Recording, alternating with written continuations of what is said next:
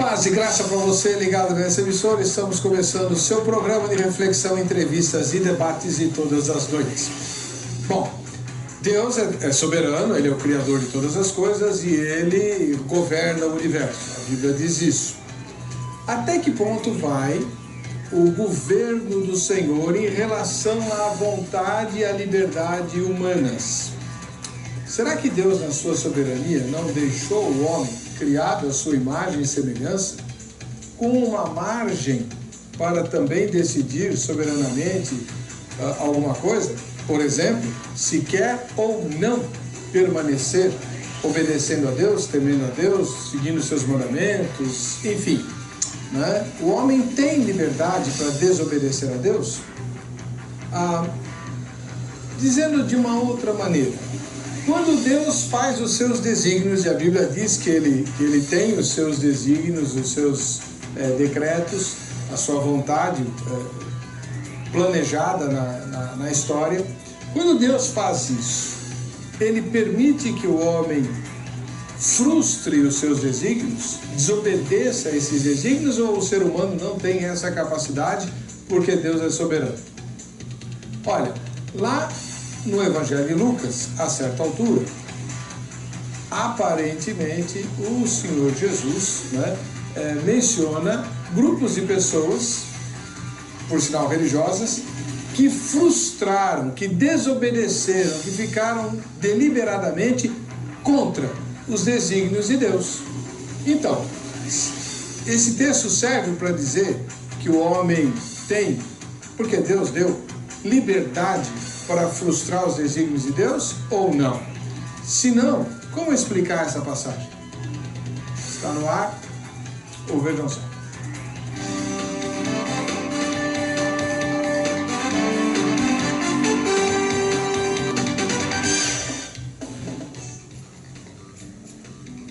Bom, hoje nós temos estreia no programa, vejam só, o reverendo Vanei Moura. Ele é Vanei de Moura, né? De Moura, isso. O reverendo Vanei de Moura é ministro da Igreja Presbiteriana do Brasil e está estreando no programa Vejam Só. Seja bem-vindo, reverendo. Como vai? Muito obrigado, reverendo Weber. É um prazer estar aqui, com o Bispo Hildo.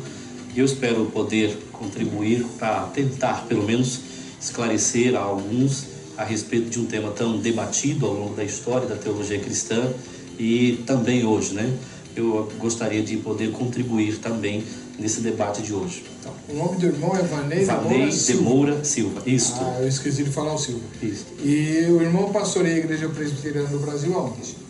Fica no bairro Jardim Arpoador, na zona oeste de São Paulo, mais precisamente na rua Major Walter Carso, Jardim Arpoador, próximo ali a Raposo Tavares, mais precisamente no quilômetro 18 da Raposo Tavares. Muito obrigado pela presença do irmão. Obrigado. Do outro lado, o Bispo José Hildo Melo, que é o presidente nacional da Igreja Metodista Livre. Paz e graça, Bispo Hildo. Como vai o senhor? Paz e graça, Heber. Vou muito bem. Mais uma vez, uma alegria estar aqui com vocês, com o pastor Vanei de Moura Silva, para debater esse tema que é controverso e mais muito importante, muito relevante para o nosso dia a dia, para a vida da igreja, para a nossa compreensão das coisas de Deus. A Igreja Metodista Livre é, obviamente, uma igreja alinhada com o pensamento wesleyano. Sim. O pensamento wesleyano é arminiano? É arminiano. Clássico ou tem alguma... É arminiano clássico, eu diria. Pouca diferença, quase nenhuma. Não é significativo. Então, os wesleyanos são arminianos. Então, a nossa teologia é a teologia armínio-wesleyana. Então, é assim que definimos. Legal. Muito obrigado pela presença do irmão. Hoje você, então, vai poder tirar suas dúvidas a respeito dessa questão. O homem tem ou não liberdade para resistir aos desígnios de Deus? A repórter Jéssica Nunes preparou a matéria que apresenta o tema. Vejam só. Se por livre-arbítrio se entende que Deus dê aos humanos a oportunidade de fazer escolhas que realmente afetam o seu destino, então sim, os seres humanos têm o livre-arbítrio. O estado de pecado no mundo está diretamente associado às escolhas que Adão e Eva fizeram. Deus criou o homem à sua própria imagem e semelhança. e isso inclui a capacidade de escolher. No entanto, o livre-arbítrio não significa que a humanidade possa fazer qualquer coisa que lhe agrade.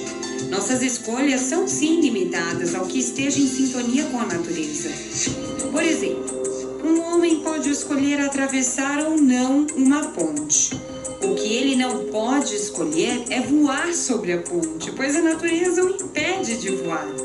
Essa limitação não reduz a nossa responsabilidade, porque é aí que vemos a diferença da capacidade de escolher e a responsabilidade de escolher sabiamente.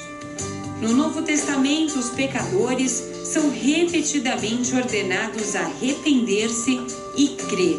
Toda chamada ao arrependimento é uma chamada para escolher. O comando a acreditar supõe que o ouvinte possa escolher e obedecer o comando. Mas nem sempre é assim, como vemos na passagem de Lucas. Mas os fariseus e os doutores da lei rejeitaram o conselho de Deus contra si mesmos, não tendo sido batizados por ele. Vendo isso, a gente fica pensando, como pode um homem, limitado por uma natureza pecaminosa, escolher o que é bom? Ou melhor, se Deus é totalmente soberano, como pode o homem rejeitar os desígnios de Deus? É isso que vamos discutir hoje no programa Vejam Só. Então, mais uma vez, o Vejam Só pauta esse tema que, ao longo dos séculos, vem causando polarizações, né? Como é que nós podemos conciliar a soberania divina com a liberdade de escolha humana? Para alguns grupos, essa liberdade simplesmente não existe. Simplesmente não existe. Deus é soberano e o homem obedece aos desígnios de Deus, crendo nisso, aceitando isso ou não, né? Para outros grupos, há uma possibilidade, sim, de o homem ser livre. E você vai poder ouvir as ponderações e tirar suas conclusões por meio daquilo que for discutido aqui. Mas eu gostaria que você também votasse na nossa enquete. Mesmo que você mude de ideia depois, ao final do programa, vota já, que é para você poder se garantir para os sorteios, tá? Vejam só.com.br. Está estreando hoje o reverendo Vanei de Moura Silva. Ele é ministro da Igreja Presbiteriana do Brasil, lá no Jardim Arpoador, em São Paulo. Então, reverendo, como é que o senhor, nessa primeira fala, responde a pergunta tema de hoje? Bem, de acordo com a pergunta tema, ela, a partir do exemplo dos fariseus e dos doutores da lei, ela já pressupõe que o homem pode resistir aos desígnios de Deus. Nesse sentido, a tradição reformada, ela também admitirá que essa seja uma possibilidade real, porém, nós qualificamos essa possibilidade ao fazermos a distinção entre vontade decretiva e vontade preceptiva de Deus. Entendemos que a Escritura e os dados da Escritura nos mostram que Deus expressa-se através de pelo menos essas duas determinações de vontade, ou designações de vontade, vontade decretiva e vontade permissiva. Nesse sentido, quando a Escritura fala de exemplos de pessoas rejeitando a vontade de Deus, ela está tratando então da vontade permissiva ou preceptiva, que está ligada aos mandamentos do Senhor, e nunca com relação à vontade decretiva de Deus. Porém, reverendo Weber, mesmo havendo a possibilidade do homem rejeitar a vontade preceptiva de Deus, mesmo ela está dentro do quadro geral dos decretos de Deus e, portanto, dos propósitos de Deus para a sua criação. Elas jamais frustrarão os desígnios eternos de Deus. Então, Isto. eu não entendi essa última parte, mas também não é de hoje que eu não tenho essa compreensão. Vamos ouvir o Bispo Hildo, talvez ele jogue luz sobre o tema, o Bispo José Hildo Melo, presidente nacional da Igreja Metodista Livre. Bispo, e o senhor, como é que responde essa mesma pergunta? Bem, enquanto os calvinistas têm uma visão da soberania de Deus determinista, porque Deus teria, desde antes da fundação do mundo, decretado tudo que vai acontecer estabelecido um controle exaustivo, detalhado, absoluto sobre cada incidente, cada fato, o que resultaria, consequentemente, na negação da liberdade humana, né? Porque o homem não seria livre para agir, ele estaria agindo de acordo com os desígnios e propósitos e decretos de Deus. A gente entende que Deus também é soberano. Só que a nossa visão da soberania de Deus, ela não é desse tipo determinista, como se Deus, para ser soberano, tivesse que necessariamente, desde o princípio das coisas, desde antes da existência da humanidade, já escrito, prescrito, um papel a ser observado por cada personagem, por cada um, né? Nós não entendemos que Deus faça do ser humano uma espécie de fantoche, ou uma espécie de máquina, alguém que responda aos seus comandos. Nós entendemos que Deus é soberano no sentido de que Ele governa sobre tudo e todos, e que na sua soberania, Ele é soberano inclusive sobre a própria soberania dele. Ao criar, uma coisa parece engraçada, né? Mas se você pensar bem, quando Deus cria seres humanos à sua imagem e à sua semelhança, Ele está criando seres inteligentes. E um dos aspectos de termos sido criados à imagem e semelhança de Deus é que nós temos poder de realização, poder de criação, poder de escolha. Inclusive isso está implícito quando Deus coloca uma árvore e diz que dessa árvore não deve comer. Portanto, dá ao homem a possibilidade de... Já indica que o homem pode ou não cumprir e obedecer essa ordem. E acaba não obedecendo, e nós temos diversas consequências disso. Parece que Deus se distancia, num certo sentido. Deus concede liberdade aos homens e também concede espaço para o exercício dessa liberdade. Adão e Eva, ao caírem em pecado, ao comerem do fruto proibido, parecem se sentirem um tanto à vontade. Eles não estão com uma marcação cerrada de anjos e de Deus sobre eles. De repente, a serpente se manifesta, se apresenta, a tentação, e eles se sentem um tanto à vontade. Parece que depois da queda é que Deus vem. Então a presença de Deus não era percebida na mesma intensidade para que eles viessem a pecar. Então nós entendemos que Deus é soberano, concede espaço, limita, restringe o seu próprio espaço de liberdade para conceder espaço de liberdades para os seres humanos. É claro que cada um de nós recebe um espaço de liberdade limitado, restrito pelas liberdades alheias por uma série de circunstâncias, como foi bem colocado. Nós não temos liberdade para fazer tudo que a gente bem entende e quer, mas Deus concede esse espaço. Nós entendemos que Deus é soberano sobre a sua própria soberania e Ele se autolimita a ponto de conceder que os homens tenham seu espaço para o exercício de suas escolhas, sem que isso implique numa negação de que Deus tem um plano maior, e governa sobre tudo e sobre todos, sem que isso venha tolir o exercício do livre-arbítrio humano. Deus, como um grande mestre de xadrez, é capaz de levar o jogo para o seu final desejado, ainda que com todas as variantes das escolhas minhas, tuas e de todos nós. Então, nós entendemos que Deus, sendo soberano, concede espaço para os homens escolherem. Isso implica que os homens podem escolher desobedecer, o que vemos nas páginas do Antigo e do Novo Testamento. O seu povo desobedecendo, Deus chamando, Deus convidando e o povo resistindo. Né? Como vemos ali, o povo judeu sempre resistindo à ação do Espírito Santo, porque a ação do Espírito Santo não vem de modo coercivo, ainda que pudesse, se Deus quisesse. Ele faria com que todos, num estalar de dedos, se dobrassem diante dele, mas ele não age dessa forma. Até o Cristo, quando vem de maneira mansa, humilde, montado no jumentinho, a ponto de ser rejeitado pelos homens. Então essa é a maneira como que nosso Deus, o nosso Cristo, o Espírito Santo se manifesta nesse mundo. Tá bom. Tivemos aqui uma aula, né, E agora a gente vai apertar o reverendo Vanei, como é que, se Deus é totalmente soberano, como é que ele explica Lucas 7,30? O que é que diz Lucas 7,30 e como é que um calvinista explica esse texto?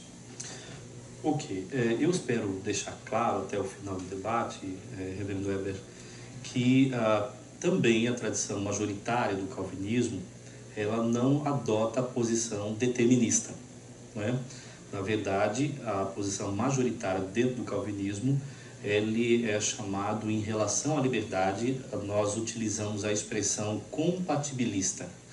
A expressão compatibilista quer dizer que nós não vemos incompatibilidade, uma vez que a própria Escritura apresenta que tanto o homem é livre em suas escolhas e ações, quanto Deus é soberano ao determinar todas as coisas. Talvez nós tenhamos dificuldades de encaixar isso racionalmente, mas nós não negamos que a Escritura ensine ao mesmo tempo ambas, né?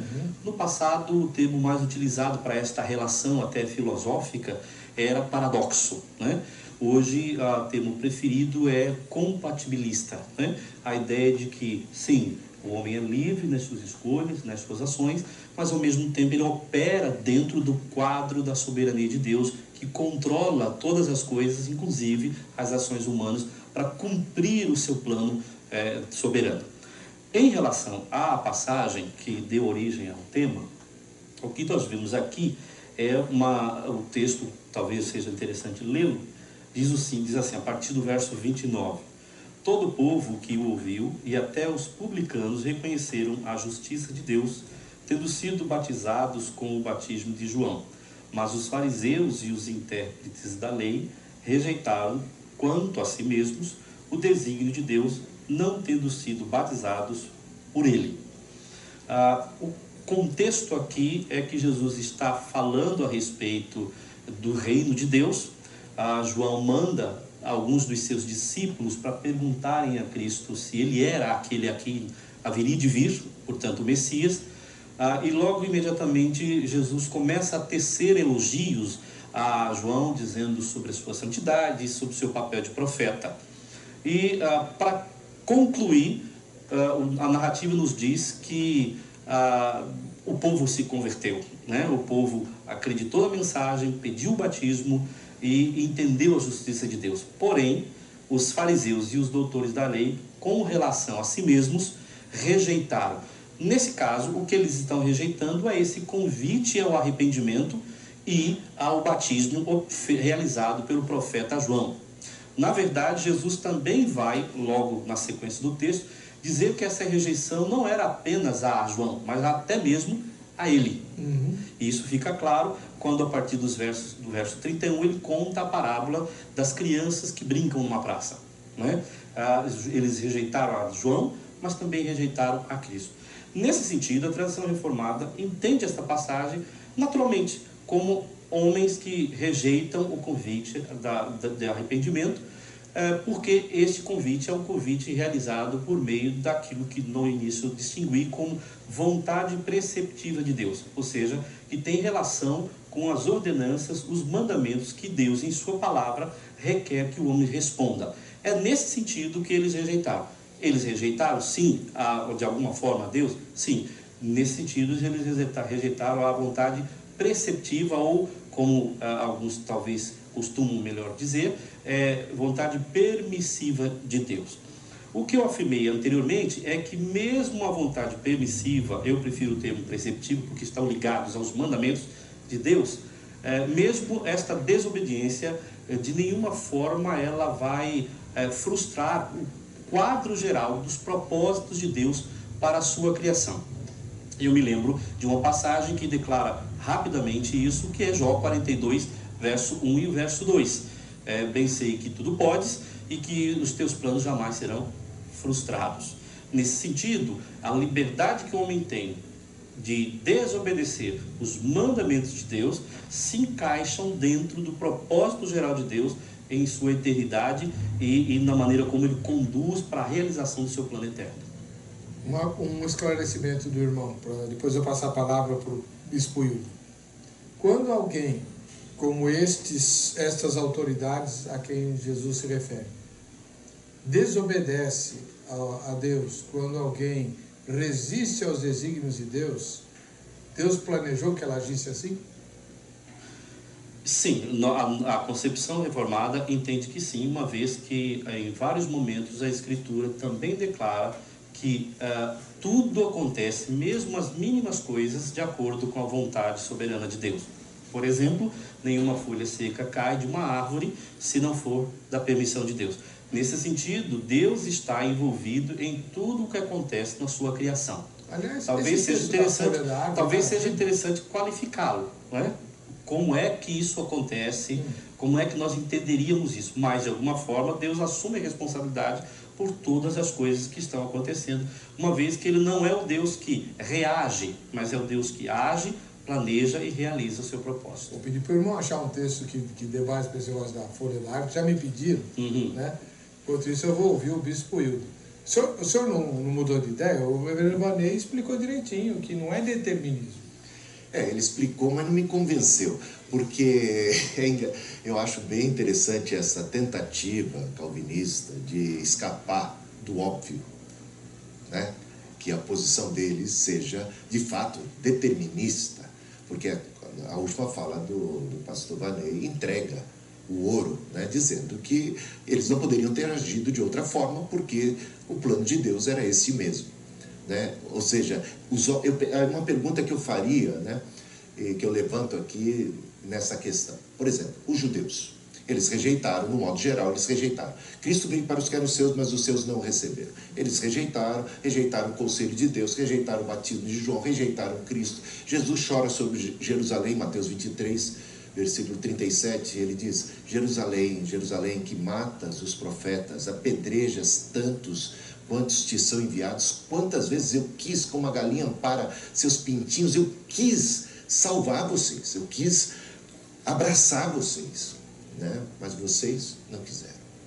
Então, essa vontade, esse desígnio de Deus, claro, na Bíblia, é de salvação para Jerusalém, é de salvação para Israel, é de salvação para todo mundo, porque esta é a vontade de Deus, né? Que os homens se arrependam.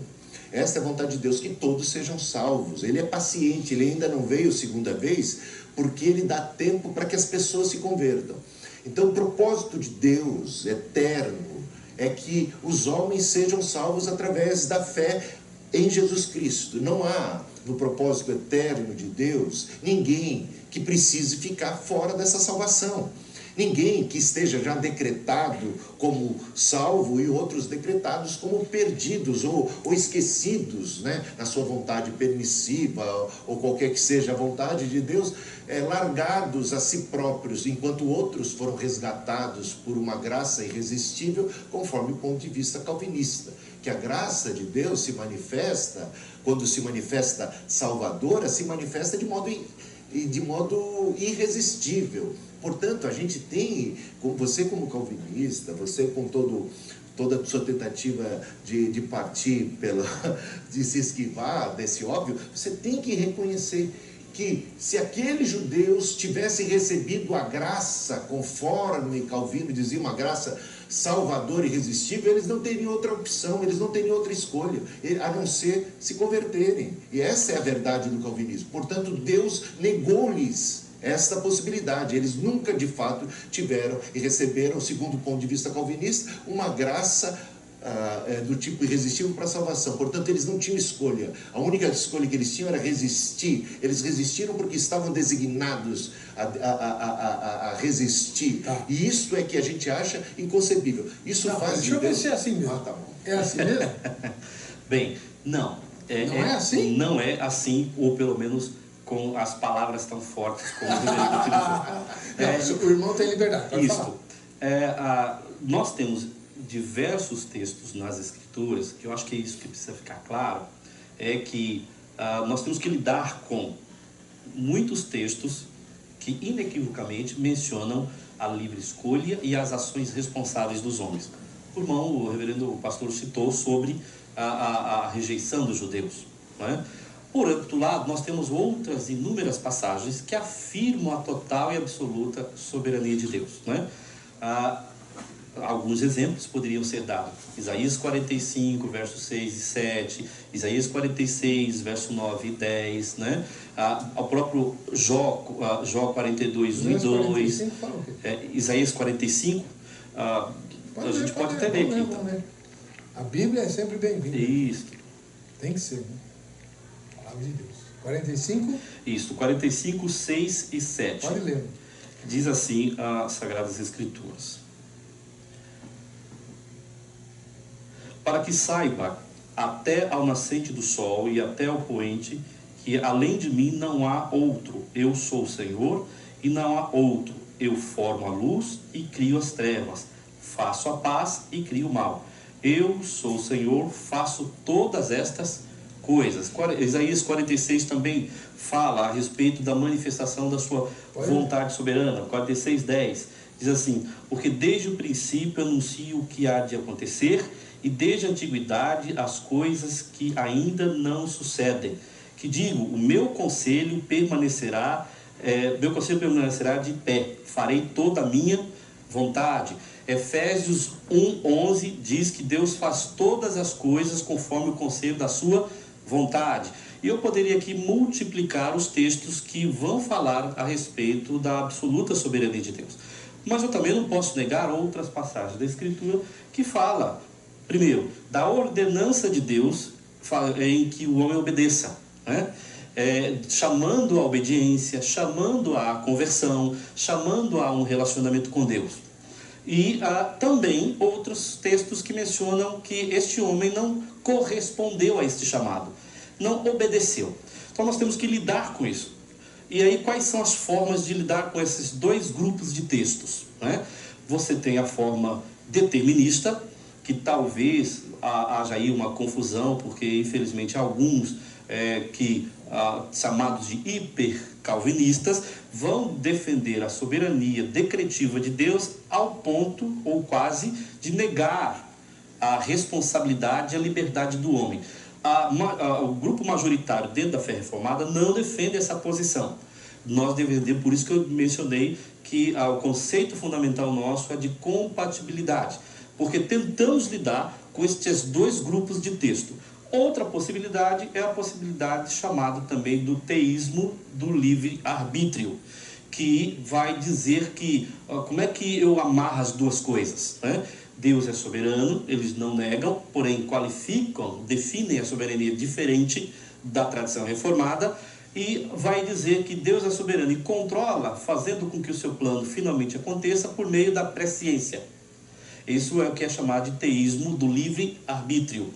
Existe uma outra possibilidade que também é ventilada por grupos evangélicos e cristãos de um modo geral, que é a possibilidade de se explicar a partir da ideia de liberdade libertária, né?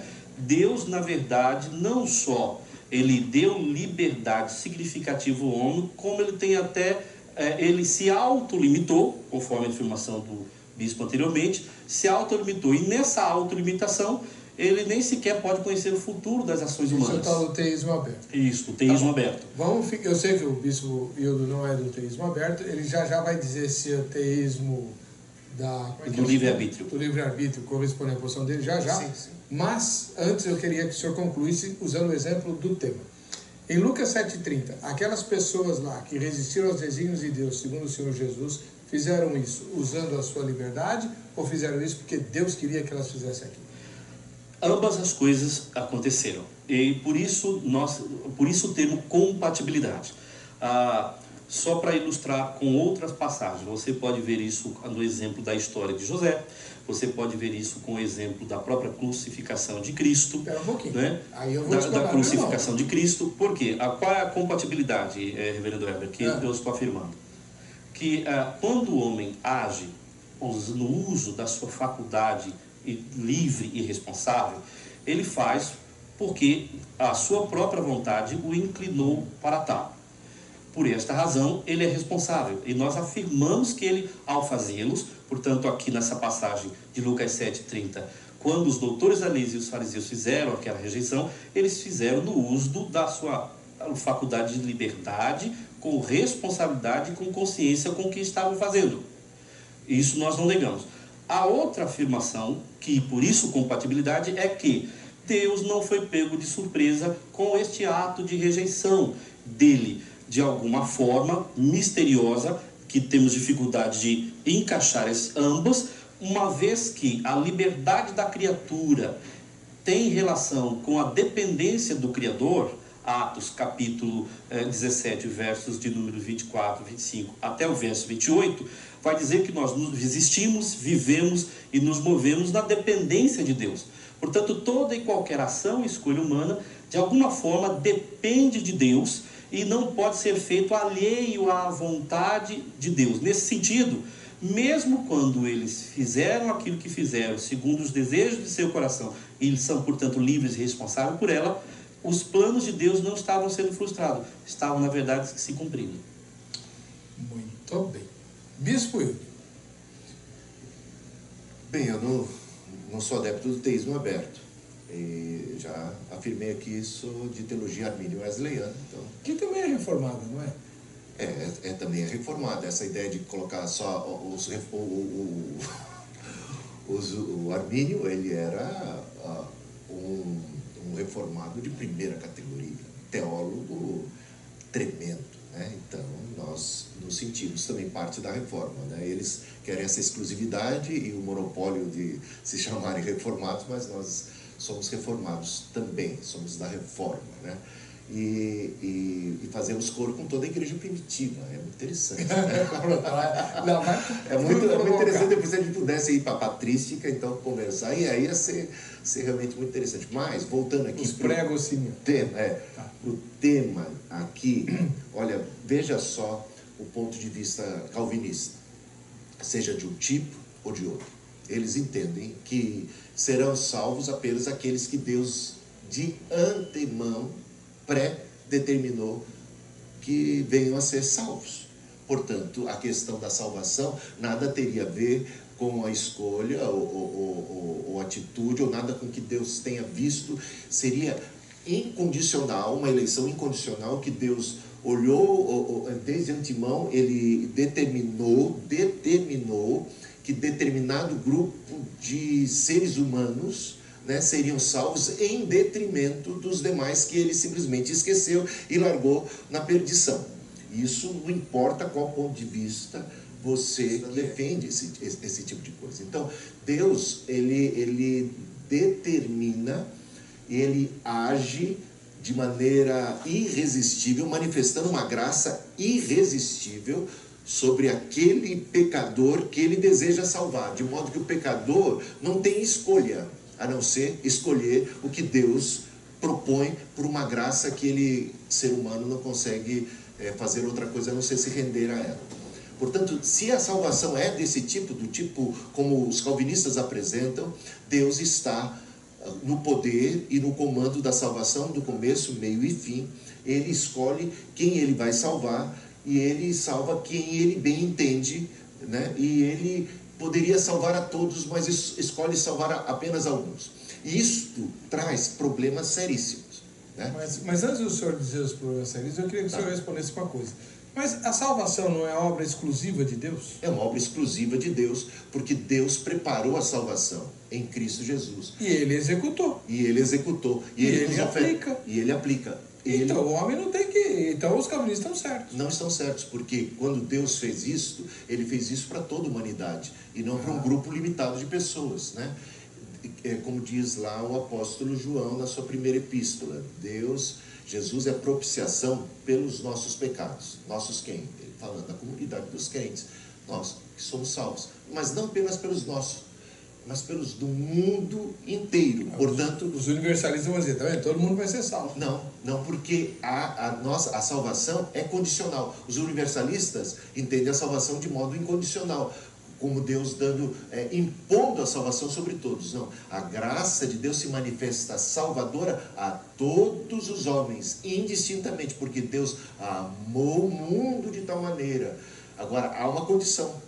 para que todo aquele que nele crê. A fé é essa condição, o arrependimento também é essa condição. Aos termos de Deus para a acolhida. Ele veio para os que eram seus, ele veio para os seus, ele veio para os judeus. A salvação foi proposta para eles. E os judeus resistiram porque quiseram resistir ou porque Deus queria que eles resistissem? Porque eles quiseram, o que Deus quis. É por isso que eu citei aquele texto de Mateus 23. Deus quis salvar. Como a galinha ampara os seus pintinhos, eu quis acolher vocês, eu quis salvar vocês, mas vocês não quiseram. Portanto, Deus se manifesta Salvador e a sua graça, ela é do tipo resistível. Porque Deus, se quisesse, colocaria graça irresistível para todo mundo. Mas aí, se ele amasse todo mundo, conforme os calvinistas dizem, Deus não ama todo mundo do mesmo jeito.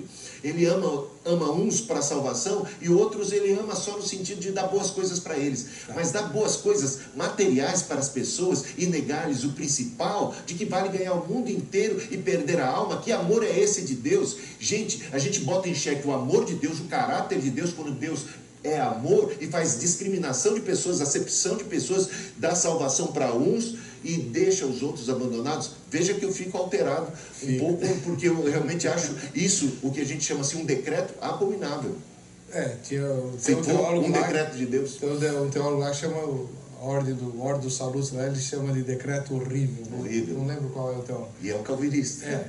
Reconhecendo que isso realmente compromete muito a própria natureza, o amor de Deus, o caráter de Deus. Mas o senhor disse desde o começo do programa que o senhor reconhece que Deus é soberano. Eu reconheço. Mas que raio de Deus soberano é esse que quer salvar, mas boa parte do que ele quer salvar não vai se salvar porque os homens não quiseram?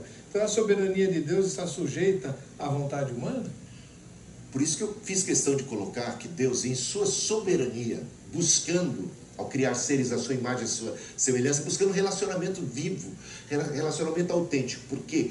Porque se eu crio seres robotizados, autômatos, ou que já estão com as suas mentes chipadas para responderem, para responderem aos meus comandos, aos meus decretos, à minha vontade, que louvor eu recebo dessas criaturas? Nenhum. Que louvor eu recebo das máquinas? Nenhum. Então Deus, ao criar seres humanos, ele buscou o quê? Uma interação, um relacionamento vivo e autêntico e tremendo. Mas quando a gente fala disto, está falando de seres que são criados com liberdade de ação. Mas ninguém pode ser livre só para dizer sim. Se alguém é livre para dizer sim, é livre para dizer não. Esse não precisa de espaço para o exercício desse não. Então, tudo o que acontece de errado hoje no mundo tem a ver com o exercício da liberdade humana para escolher o mal. Portanto, o homem é livre para escolher o mal e traz sobre si as consequências. Aquilo que o homem plantar, isso ele também vai colher. E ele colhe. Agora, dentro deste universo, Deus está buscando o quê? Verdadeiros adoradores, que o adorem em espírito e verdade. Agora veja que esses adoradores são livres para não adorar, para adorar Baal, mas quando eles escolhem adorar a Deus e amar a Deus, ainda que tenham outras escolhas e outras opções, aí sim um verdadeiro louvor é apresentado, um relacionamento de amor vivo, intenso, é maravilhoso, porque se a minha esposa está obrigada a me amar porque ela é um robô só para dizer as coisas que eu quero, eu não vou me sentir muito lisonjeado. Mas se ela pode amar outros homens, se ela tem liberdade e ela me escolhe, isso tem muito significado para mim. Eu acho que é isso que está em jogo aqui. Agora o senhor deu uma estocada feia aqui. Reverendo, deixa eu perguntar um negócio para o senhor. Eu pedi se o irmão pudesse citar textos lá que fala da árvore. Não tem, aquele negócio da folha da árvore não está na Bíblia, né? Que cai a folhinha da árvore só quando Deus determina, né? Eu pelo menos nunca achei. Agora, Jesus fala que não cai um passarinho se Deus não estiver presente. Isso significa que tudo que acontece no mundo foi decretado por Deus? Então, a tradição reformada vai afirmar isto, porém, sem retirar do homem a responsabilidade. O que precisamos ficar claro, talvez, seja essa a dificuldade de nós pensarmos com as categorias adequadas. E aqui eu uso a questão filosófica até. Nós temos que nos lembrar que nós estamos lidando com uma relação criador-criatura. Nesse sentido, eu não posso falar de amor, ou falar de liberdade, ou falar da relação criador-criatura no mesmo nível de categoria, quando a liberdade de Deus, a liberdade do homem, o amor de Deus, o amor do homem, embora sejam analógicos, né, porque um espelha o outro, há aí diferença. O tipo de liberdade que a criatura tem é a liberdade de criatura. Nesse sentido, ele está sempre concatenado com o seu Criador, na dependência do seu Criador. Mas é livre a partir do momento que quando ele escolheu segundo as inclinações mais fortes do seu coração, né? Ele escolheu segundo aquilo que ele por si mesmo autodeterminou-se. Isso nós não negamos. A Escritura, em alguns momentos, vai mostrar que há estas duas relações. Um outro exemplo desta relação, você pode observar lá no texto de 2 Samuel, capítulo 24, versos de 1 a 10, que quando fala do recenseamento que Davi fez. Se você ler nos primeiros versos, o texto vai dizer que Deus incitaria o coração de Davi a realizar aquilo. E mais para o final dos versos, Davi reconhece que ele fez isso e fez por causa do orgulho e da soberba do seu coração. Então, a pergunta que se faria é: como é então que nós vamos relacionar essas duas coisas?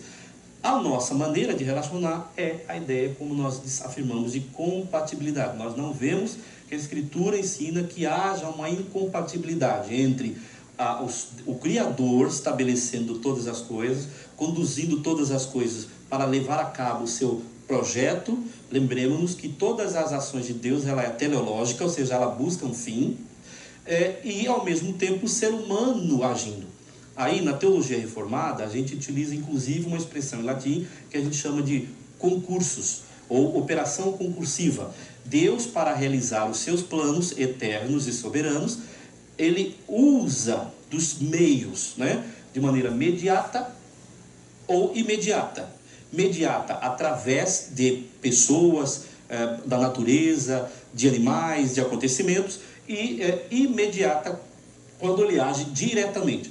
E nós vemos isso, por exemplo, nas ações mediadas de Deus agindo com homens, até mesmo os homens maus. O rei Ciro é um exemplo, o rei Nabucodonosor é outro, né? De Deus agindo por meio destes homens para cumprir os seus propósitos. Deixa eu fazer uma pergunta por exemplo, bem dura para o senhor agora. Por favor. Deus usou a mulher de Potifar? Sim, de certa forma, em todos... Ou ele aproveitou a maldade, o que ela fez, não que Deus tenha determinado. Você vai lá... Não. Deus viu o que ela fez e falou: você jogou meu servo na prisão, eu não vou deixar que o Potifar mate. José, que ele podia ter matado. Sim. Eu vou deixar que Potifar mate e eu vou usar essas circunstâncias. Ou o que a mulher de Potifar fez estava no decreto de Deus. Então, a nossa concepção da modo como Deus age, nós não entendemos que Deus corre atrás reparando os erros dos seres humanos. Deus não reparou o erro de Adão, Deus não reparou o erro da mulher de Potifar, Deus não foi atrás reparando os erros que os homens cometeram. De alguma forma, aí que talvez seja a dificuldade de se entender, de alguma forma, antes mesmo, e os próprios textos da Escritura afirmam isso, de alguma forma, antes da fundação do mundo, tudo isso já estava pré-estabelecido, para que Deus fizesse. Mas este fato não retira do homem a culpa. Certo. No próximo bloco, o Bispo Hildo vai explicar como é que ele lê Salmo 139, onde está o texto que o reverendo Vanê acabou de citar, que Deus escreveu num livro tudo o que aconteceu, inclusive a safadeza que a mulher de Potifar fez com o coitadinho do José. Já já a gente volta.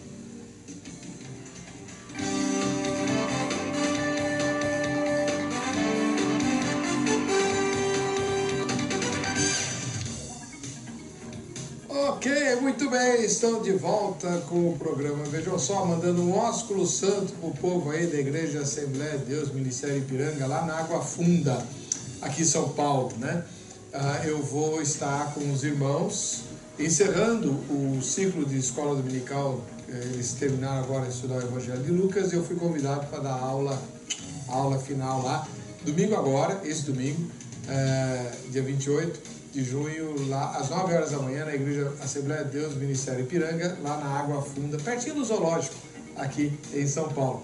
Quem quiser me ver, vai ser um prazer estar ali, tá bom? No bloco anterior, o Bispo Hildo ficou de nos explicar Porque o reverendo Vanei, da Igreja Presbiteriana, disse o seguinte: a mulher de Potifar é culpada da safadeza que ela fez. Porém, aquilo que aconteceu com ela já estava decretado por Deus antes dos tempos eternos. Salmo 139 fala disso. Ou, acho eu que fala. Como é que o senhor interpreta esse texto de Davi? Na verdade, eu não entendo que Deus seja a causa do mal. Que Deus esteja causando, provocando o mal, né? Eu não entendo que Deus seja o tentador, né? Esteja tentando as pessoas. E o mal é uma consequência das escolhas humanas ou angelicais, né? Que os anjos também foram criados com livre-arbítrio.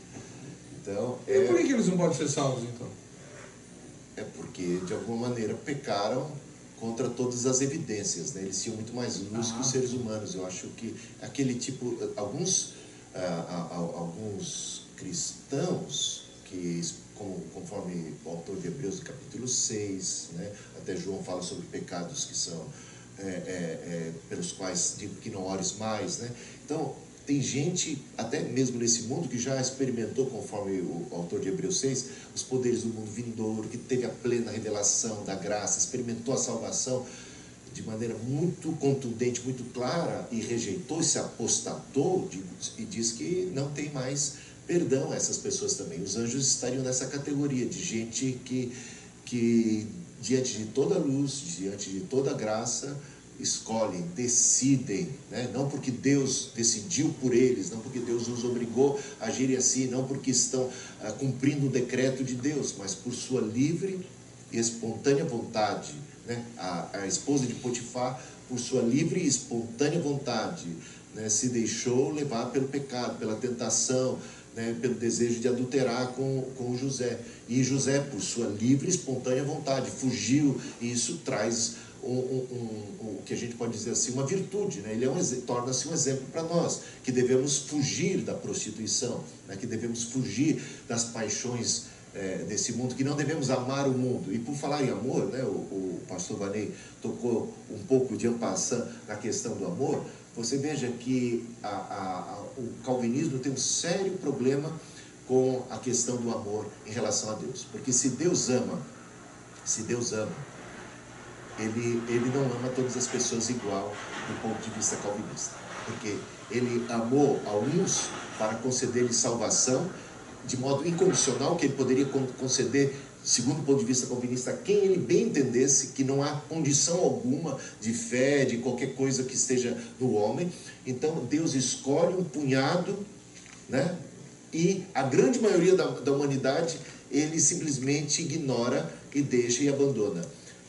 Como Deus ama a esses? Segundo Calvino, segundo os calvinistas, Deus ama essa grande multidão de perdidos, de réprobos, que ele reprovou, que ele ignorou.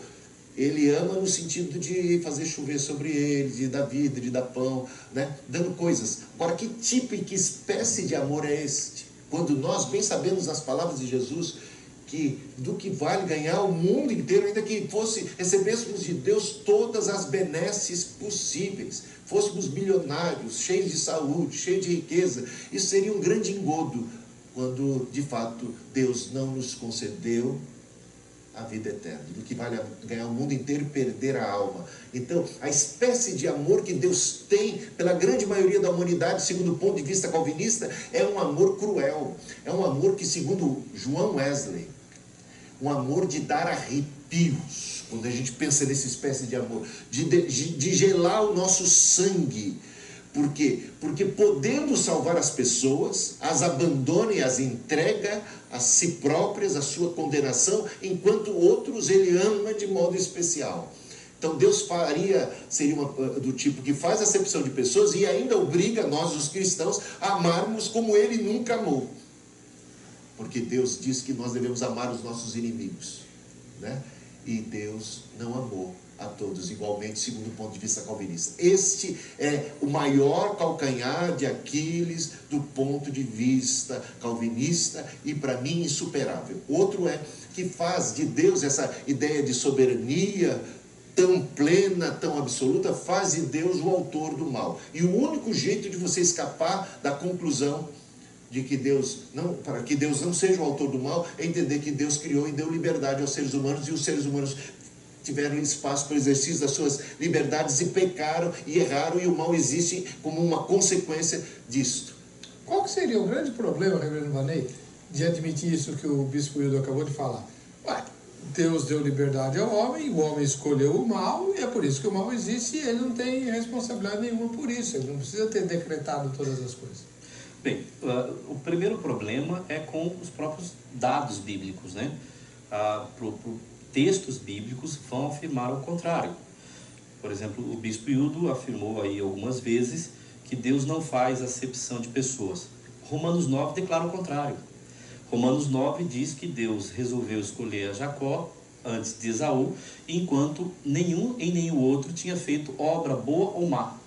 Mas Deus resolveu escolher. E mesmo em Romanos 9 também é declarado que não depende de quem quer e nem de quem corre. Quer vontade, correr, esforço, trabalho, obra, mas de Deus usar a sua misericórdia. E sabendo que essa não seria uma explicação tão simples de se aceitar, o apóstolo Paulo, nesse mesmo capítulo, vai dizer assim: como é que pode um barro, ou melhor, o vaso chegar para o seu construtor, para o oleiro, e dizer assim: como é que você fez a mim diferente daquilo que fez do outro? E Paulo responde, né? Pode o barro chegar no seu, o vaso chegar no seu fabricante e dizer assim: por que tu me fizeste assim? Isto pertence a Deus. Então a primeira razão é o fato de que ele depõe contra os dados das escrituras que afirmam isso. E em segundo lugar, que isso comprometeria a absoluta soberania de Deus e o caráter de Deus no que diz respeito ao que ele conhece, no que diz respeito à maneira como ele age no mundo para que os seus planos se realizem, né? Porque ele estaria dependente sempre de Deus, do homem, da ação do homem. Mas não, peraí, deixa eu perguntar uma coisa para o senhor. Não é muito mais comprometedor do caráter de Deus ele acabar sendo, em última instância e análise, o autor do mal?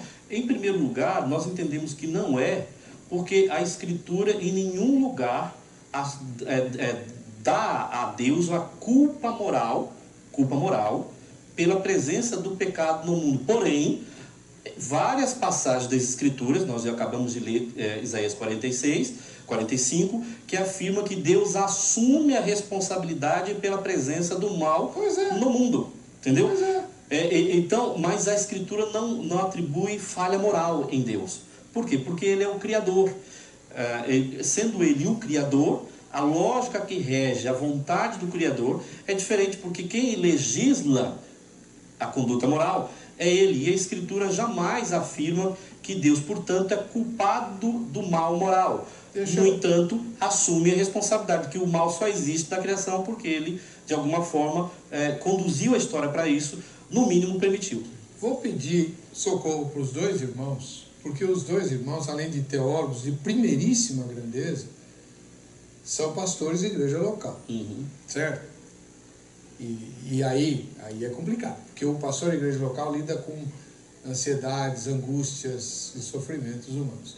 Esse discurso que eu acabei de ouvir aqui suscita em mim uma coisa, que o senhor levantou Romanos 9, e essa coisa está lá em Romanos 9 mesmo. Sim. Né? A ideia que me passa é a seguinte: que Deus não é culpado pelo mal, porque ele é Deus e ele pode todas as coisas. Ele diz que ele não é culpado. Quer dizer, ele é, mas como ele é o Todo-Poderoso e ninguém pode fazer nada contra isso, ele diz: a culpa não é minha. Mas ele fez o mal, ele criou o mal, ele gerou o mal, mas quem é que pode resistir a Deus? Então aí o teólogo fala assim: então, não é assim? Não é, porque, seria, se você levar o calvinismo às últimas consequências, seria realmente isso. Agora, Romanos 9 não está ensinando a salvação pela eleição incondicional, não. Romanos 9 está ensinando mesmo que o livro inteiro de Romanos ensina, que a salvação é pela fé, mediante a fé. E Deus não faz acepção de pessoas, é uma frase de Paulo no capítulo 2 de Romanos, e Paulo não estaria caindo em contradição em Romanos 9. Paulo era uma pessoa absolutamente inteligente e não cairia em contradição consigo mesmo. Portanto, o que Paulo fala em Romanos capítulo 9 é que Deus é livre, sim, para escolher salvar tanto judeus como gentios através, não da lei, mas através da fé. E todo aquele que invocar o nome do Senhor será salvo. E a misericórdia dele, tudo aquilo que ele está colocando ali, em termos da misericórdia para uns e não para outros, você vai para o capítulo 11, onde ele conclui que Deus colocou, de alguma maneira, né, todos ficaram debaixo do pecado, todos pecaram e destituídos estão da glória de Deus, independente de serem judeus ou gentios, para que Deus pudesse usar de misericórdia para com todos, quer sejam judeus ou gentios. E todos têm o Cristo, pelo qual, por quem Cristo morreu. Cristo morreu por toda a humanidade, sejam judeus ou gentios. Então, todos eles, no Romanos capítulo 11, ele diz, a misericórdia é para todo mundo. Deus não faz acepção de pessoas mesmo. E ainda, ele diz, aqueles que foram cortados, os ramos originais, uma referência a judeus, que foram cortados por causa de sua incredulidade, esses podem ser reenxertados se vierem a crer. E nós, os cristãos, gentios, né? Porque ele fala aos romanos, tomem cuidado vocês que estão em Cristo. Por quê? Porque se vocês incorrerem no mesmo erro de incredulidade, vocês podem vir a ser cortados. A fatura não está decidida, nem em favor de uns, nem em favor de outros. É pelo meio da fé. Isso é tremendo. O capítulo 11 de Romanos dá arrepio em todo calvinista. Porque eles gostam do capítulo 9, mas não vão para a conclusão. E na conclusão, a misericórdia é para todo mundo. E aqueles que estão... E tomem cuidado para permanecer, porque se caírem, incorrerem em incredulidade, são cortados, porque o ramo que estando em mim não der fruto é cortado e lançado fora, né? E todos os textos da Bíblia, do Novo Testamento, que falam sobre perder a salvação, sobre a apostasia, né? Sobre a necessidade de permanecer. Se você permanecer, e se não, né, é cortado e lançado fora. Então é muito forte isso, essa ideia de que já estão predefinidos, predeterminados desde a fundação do mundo quem vai ser salvo e quem vai ser perdido, é uma balela. Quando se fala de predestinação, a predestinação de que encontramos em Romanos, em Pedro, por exemplo, é segundo a presciência de Deus. Deus sabe sim aqueles que de fato perseverarão até o fim. Ele conhece aqueles que são seus e que vão até o final. Dessa perspectiva, a predestinação é condicional, porque Ele sabe aqueles que vão cumprir as condições de fé e de perseverança em Cristo, porque salvação tem em Jesus. Mas isso é salvação por obras, bispo? Não é salvação pelas obras. Por que não é? Porque não há obra humana que conquiste mérito diante de Deus. O senhor acabou de descrever uma, perseverar até o fim. Mas não é verdade, porque isso não, você não faria nada, a sua perseverança não faria nada se não fosse os méritos de Cristo. Então, a salvação é o seguinte, é a graça que vem para você. Você recebe de graça, como um mendigo. Você recebe e acolhe pela fé. Agora, ela está em Cristo. A sua salvação está em Cristo. Então, você não pense que exista salvação se você se apartar de Cristo, se você se afastar de Jesus. Então, é isso. A perseverar é estar em Cristo, é estar nesse presente. É agarrar esse presente e nunca mais largar. Isso não é mérito. Isso não é mérito. Porque para mim é. Pode falar. Para mim é mérito porque, em primeiro lugar, sempre a salvação final, seja agora ou finalmente, dependerá do homem manter-se, portanto, ficar firme na fé até o final. E mesmo que eu apele para a ideia de presciência, em última instância, o que Deus está vendo? O homem que Ele elegeu para a salvação ou o homem que está se mantendo dentro da salvação? Ele está se mantendo e elege por causa disso. Então, o que está se mantendo, mas aí é uma contradição em termos. Porque ou ele escolheu para que esse homem permanecesse, ou na verdade a escolha é condicionada pelas ações dos homens. E lembremos-nos também, na citação que o bispo fez sobre Romanos 8:29, o termo no original grego lá não dá a ideia de uma presciência do tipo, eu conheci aquilo que você fará no futuro. Não. Os que Deus conheceu também se predestinou. As pessoas, e não só os que elas fazem. Então, qual é a diferença? Eu não só conheço o que você fará no futuro, eu conheço você na integralidade. Eu tive com você uma relação pessoal de amor. E por isso eu te escolhi. Não só por causa do que você fez ou deixou de fazer, mas por você. Um outro exemplo disso é Mateus, capítulo de número 7, versículos 21 e 22, quando Jesus está diante dele, há alguns que ele depois chama de falsos profetas, e Jesus diz assim, olha, eu não vos conheci.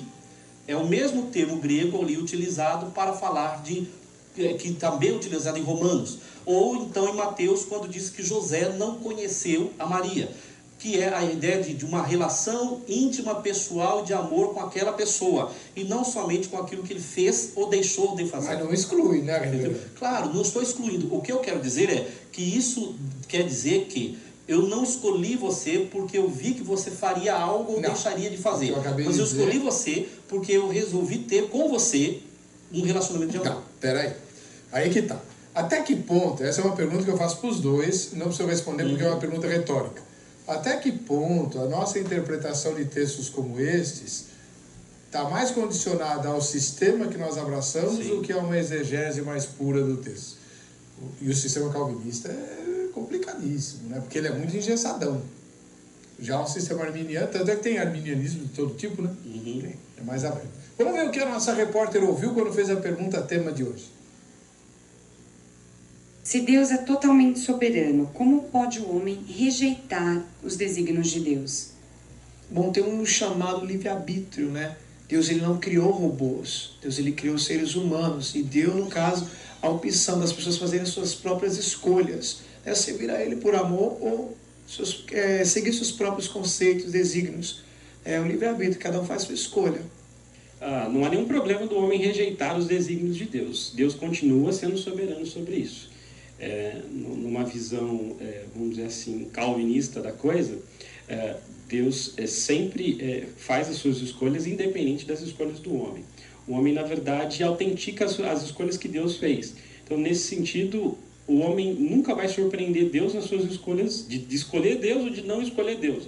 Nossa, ele me escolheu, olha, eu não sabia que ele ia me escolher e tudo mais. Ou ele não me escolheu, eu vou ficar tristinho porque eu sou Deus e eu criei para ele me escolher e ele não me escolheu.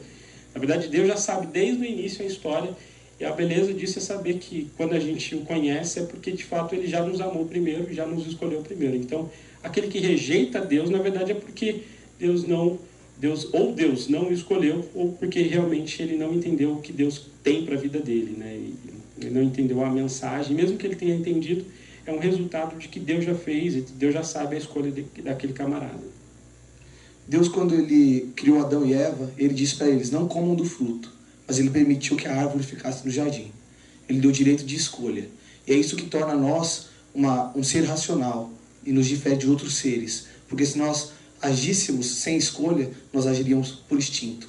Se Deus é soberano, então não tem como o homem resistir aos desígnios dele. Então eu não acredito que o homem resista. Deus é soberano, senão não faz sentido nenhum. Não faz sentido. Deus, ele é soberano, vai continuar soberano, e tem algo escrito que diz que Deus é fiel. Ainda que sejamos infiéis, ele permanece fiel porque ele não nega a si mesmo. Ele é o que é. E nessa soberania, ele não criou robôs. Ele criou pessoas com pensamentos, com ideias, e nessas ideias, muitos não se voltam para Deus para pedir a opinião de Deus, para tomar uma decisão na vida. Cada um vai ser responsável pelas atitudes que toma, pelas decisões que toma. Deus, ele é tão soberano que ele não quis fazer pessoas que se voltem para ele como uma obrigação. As pessoas têm livre pensamento. A questão é saber pensar e saber decidir. Tem uns que vão seguir o caminho que querem sem pedir a direção de Deus. E nem por isso Deus vai deixar de ser soberano. O Walter Vanderlei, de Carapicuíba, na Grande São Paulo, diz assim: Lucas 7,30 é a prova que o ser humano tem livre-arbítrio e o homem tem a liberdade dada por Deus de rejeitar os desígnios de Deus, pois a possibilidade que o homem tem de rejeitar os desígnios de Deus também é desígnio de Deus. Meu pai! Vocês entenderam, né? Deus determinou que o homem tivesse liberdade para desobedecer. Está dentro do desígnio maior. Portanto, Deus nunca deixará de ser soberano pelo fato de alguém estar contra ele. Deus já sabia que não iria agradar a todos e quis que fosse assim. O diabo surgiu porque Deus quis. Ai, ai, ai. Deus abriu uma vaga para o cargo de tentador e qualquer anjo poderia preencher a vaga. E foi esse aí que nós já conhecemos, que se candidatou ao cargo de tentador, trazendo sobre si o castigo dessa decisão. Deus é soberano no bem e no mal. Meu Pai do céu, nunca tinha lido ou ouvido isso. Isso é complicado. Fez uma salada, né? Hã? Fez uma salada, né? O senhor acha que Deus abriu vaga para tentador? Ele abriu vaga, não, essa não é a terminologia apropriada para falar da queda angelical, né? Como se Deus estivesse escrevendo Deus é que quis que pecar houvesse um tentador. Bem, Deus quis que houvesse um tentador. o que precisa ficar claro é que às vezes, tanto na reportagem quanto nas falas aqui, é que a tradição reformada acha que os seres humanos são robôs. Não. Ela é uma afirmação injusta com relação à tradição majoritária da fé reformada. Que a fé reformada não afirma isso. Afirma sim que o homem é livre, responsável e faz escolhas. Talvez aqui o importante seria nós definirmos o que é que nós queremos dizer por livre-arbítrio, livre escolha, responsabilidade, vontade livre. São todos termos que, dependendo, como o reverendo colocou agora há pouco, dependendo da escola ou um sistema teológico, você terá uma definição.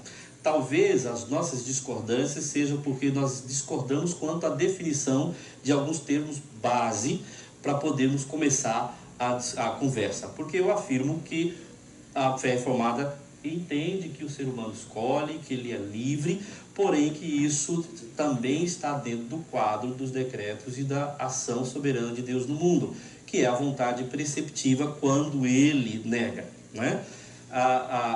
Nesse sentido, o que seria então responsabilidade? O que seria então liberdade? É a liberdade da criatura de agir por sua natureza, sendo por ela responsável. E que eu creio que é um atributo essencial do ser humano, a livre escolha, a liberdade. E ela é significativa, mas ela está limitada por Deus, por ser Ele criatura, né? Então ele age dentro da esteira da soberania de Deus. Talvez a nossa dificuldade é aliar estas duas coisas que podem, alguns teólogos preferem o termo paradoxo, outros o termo mistério. Como é que estas duas coisas se coadunam? Talvez seja o mistério de nós entendermos que a Bíblia afirma ambas e eu não posso negar. E aí, voltando a uma pergunta, ou talvez uma colocação que o reverendo Weber fez a respeito da exegese reformada, eu penso que a exegese reformada não força os textos, muito pelo contrário. A exegese reformada quer fazer justiça aos dois grupos de textos que afirmam tanto a livre e responsável ação dos homens e escolha dos homens, quanto a absoluta soberania de Deus, ao ponto de nós não negarmos nenhuma e nem outra, embora limitemos a ação humana à soberania de Deus. Tá. Eu nem vou deixar o bispo falar, porque ele é de uma igreja arminiana. Eu que sou presbiteriano também, vou falar. Não fala isso, que é isso? A gente tem que admitir os nossos pecados, claro. Se eu perguntar para o senhor, como é que a gente explica Deus amou o mundo de tal maneira, o senhor vai dizer que mundo lá não se refere ao mundo, se refere aos eleitos, né? Quando fala lá que Mas isso é resultado de uma exegese. Que exegese? Coisa nenhuma, reverendo, pelo amor de Deus. Mundo é mundo, em qualquer lugar da Bíblia, mundo é mundo. Então Deus é incapaz de exercer o seu amor para a salvação. O sangue de Jesus é propiciação pelos nossos pecados, e não só, mas o mundo inteiro. Está escrito lá. Mas o mundo inteiro não é o mundo inteiro, é só os eleitos, porque só os eleitos podem ser salvos no sistema calvinista. Então é aí que eu digo que eu também sou presbiteriano, mas eu reconheço o sistema calvinista, engessa e condiciona a exegese. E não digo que o arminianismo também não faça isso. Não estou dizendo que não faça. Eu acho que não. Não sei. Você a provar que faça. Tá. No próximo programa. Vamos fazer um debate. O que eu quero dizer é o seguinte aqui. Nós somos reféns de sistemas porque a nossa mente não consegue compreender Deus na sua plenitude. Mas nós temos que reconhecer que os sistemas são falhos, imperfeitos, e que por isso a gente não pode explicar tudo na Bíblia. Concordo, não concordo. Tanto que eu utilizei aqui algumas vezes a palavra mistério, tentando fazer justiça aos dois grupos de textos que afirmam, na nossa perspectiva, a mesma coisa. também concordo com as influências dos nossos pressupostos filosóficos, culturais e teológicos. Até aí. Isso é fato. Mas a honestidade teológica não é negá-las. A honestidade teológica é expô-las. Dizer que nós estamos pensando a partir de certo prisma e tentando explicá-lo para que as pessoas entendam a forma como nós pensamos, ok? Veja, do ponto de vista calvinista, o homem não pode perder a salvação. Né? Agora, dá uma lida só vou ler de ampassão alguns textos. Né? Por exemplo, aquele de Hebreus 11, né, que diz: considerai, pois, a bondade e a severidade de Deus, para com os que caem na severidade, mas para contigo a bondade de Deus. Se nela permaneceres de outra sorte, tu serás cortado. Hebreus 3, 12 a 15. Tende cuidado, irmãos, jamais aconteça haver em qualquer de vós, irmãos, perverso coração de incredulidade que vos afaste do Deus vivo, que nenhum de vós seja endurecido pelo engano do pecado, porque nós temos participado, nos tornado participantes de Cristo, se de fato guardarmos firme até ao fim a confiança que desde o princípio tivemos. Não endureçais o vosso coração. 1 Coríntios 15, do versículo 1 ao 2. Tá, mas espera aí. É uma série de textos. Eu tenho que terminar o programa, mas eu tenho que dizer para o senhor também, por uma questão de necessidade, que o texto de Hebreus usado nega a possibilidade de o caído voltar a se arrepender. E nenhuma igreja arminiana defende isso. Nenhuma igreja arminiana defende isso. Só a congregação... Mas acontece o seguinte, porque não é arminiana de porque na prática nós nunca saberemos se aquela pessoa cometeu pecado contra o Espírito Santo. Tá bom. Portanto, se ele voltar, é porque de fato não passou por esse processo. Não fala que blasfema com o Espírito Santo lá, não. No caso, Hebreus, o pecado contra o Espírito Santo. Você teve experimentado os poderes do mundo vindouro, renegar tudo, voltar a Cristo, pisar. Se essa pessoa praticou isso... Eu trago o senhor para discutir esse tema aqui. Obrigado pela audiência de vocês. A gente brigou à vontade. O pessoal fala que isso aqui é papo de comadre, não é, né? Você viu?